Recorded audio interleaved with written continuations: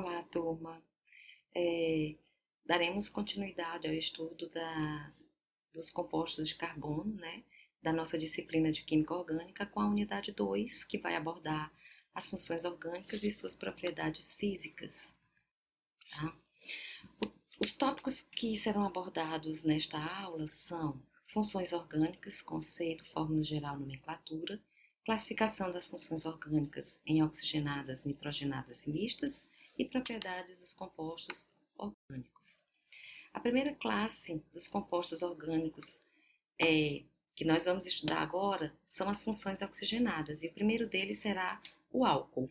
Então, o álcool é uma função orgânica que apresenta o grupo hidroxila, que é o H, ligado diretamente a um carbono saturado.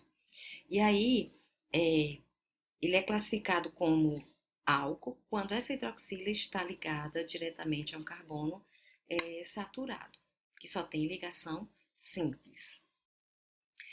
Esses álcools, eles podem ser primários, secundários ou terciários. Eu digo que um álcool é primário quando a hidroxila está no carbono primário.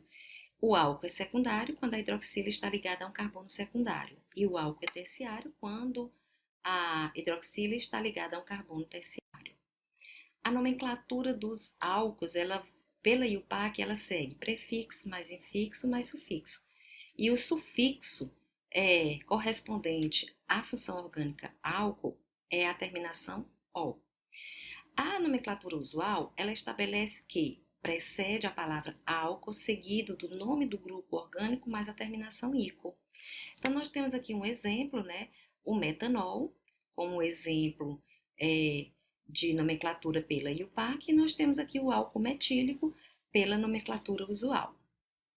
As propriedades físicas dos álcools, eles são polares, têm pontos de ebulição relativamente altos, aumentando a cadeia carbônica, o seu ponto de ebulição vai aumentar também, e o grupo hidroxila vai favorecer a solubilidade da água. Por que isso vai acontecer? Porque na água existem as ligações de hidrogênio, assim como no álcool, na hidroxila, né? Eu tenho ligação de hidrogênio. Então, como eles têm a mesma força, o mesmo tipo de ligação, ela favorece a solubilidade dessas substâncias. Aldeídos e cetonas, então, compreendem, né, as substâncias que vão apresentar como grupo funcional a carbonila.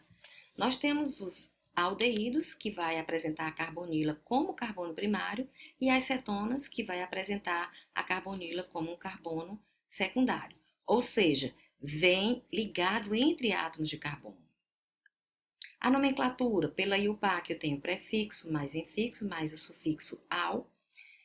Para as cetonas, pela IUPAC, eu tenho o prefixo mais o infixo mais o sufixo "-ona". Como exemplo aqui, nós temos o 4-metilpentanal. Veja que a terminação "-al" corresponde aos aldeídos. E aqui eu tenho a propanona, que é a cetona mais simples. Observe o sufixo "-ona correspondente das cetonas. Propriedades físicas dos aldeídos e cetonas são moléculas polares associadas por meio de interação de polo-dipolo. Aldeídos e cetonas têm pontos de ebulição superiores a dos alcanos, de massa molar semelhante e inferior a dos álcools. Unem-se as moléculas de água por meio das ligações de hidrogênio, e a solubilidade vai diminuir com o aumento do número do átomo de carbono, ou seja, com o aumento da cadeia carbônica. Ácidos carboxílicos apresentam como grupo funcional a carboxila, tá? E os ésteres apresentam o carbono, oxigênio, oxigênio, que é um derivado do ácido carboxílico. Então, o éster é um grupo funcional derivado dos ácidos carboxílicos. A nomenclatura dos ácidos carboxílicos, pela IUPAC, ácido, mais o prefixo, mais o infixo, mais o sufixo "-oico". Enquanto os ésteres, pela IUPAC, eu tenho o nome do ácido, que eu substituo a terminação "-ico pela terminação "-ato", mais o nome do grupo orgânico ligado a ele.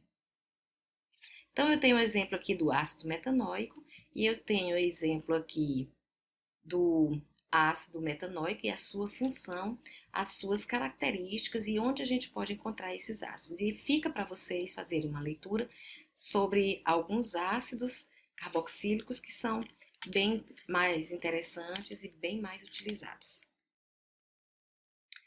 Nós temos aqui a formação de um éster, onde eu tenho aqui o álcool, na verdade, o ácido carboxílico, melhor falando, ligado a um grupo orgânico. Então, o hidrogênio que está ligado na hidroxila da carboxila é substituído por um grupo orgânico, e aí ele se transforma num éster. E os ésteres são substâncias orgânicas que apresentam sabores, né, flavor, e aromas bons, agradáveis, enquanto os ácidos carboxílicos apresentam odores desagradáveis. Aí ele tem aqui os ácidos e seus derivados, né? Alguns deles aqui, né? Nós temos o haleto de acila, os anidridos, as amidas, os ésteres, as nitrilas, o sal de ácido carboxílico, todos com seus grupos funcionais. As propriedades físicas dos ácidos carboxílicos e dos ésteres são polares e as temperaturas de ebulição elevam-se com o aumento do número do átomo de carbono e suas respectivas solubilidades, consequentemente, diminuirão. Nós iniciaremos aqui as funções orgânicas nitrogenadas, iniciando aqui com as aminas. As aminas apresentam um grupo funcional proveniente da amônia, que é o NH3, onde existe a possibilidade de substituição dos 3 hidrogênios da amônia por radicais orgânicos, e aí ela vai formar uma amina. Já a amida apresenta o grupo funcional onde eu tenho a substituição da hidroxila do grupo carboxila pelo grupo NH2, tá? Então eu posso ter uma amina primária, uma amina secundária ou uma amina terciária. Eu digo que minha amina é primária quando ela só substituiu um hidrogênio. Eu digo que ela é secundária quando 2 hidrogênios da amônia foram substituídos por radicais orgânicos.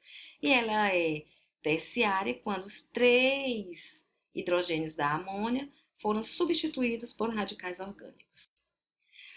A nomenclatura das aminas pela IUPAC é o grupo orgânico mais o sufixo amina, e das amidas pela IUPAC é o prefixo mais o infixo mais o sufixo amida. E aí nós temos aqui como exemplo a metilamina, tá?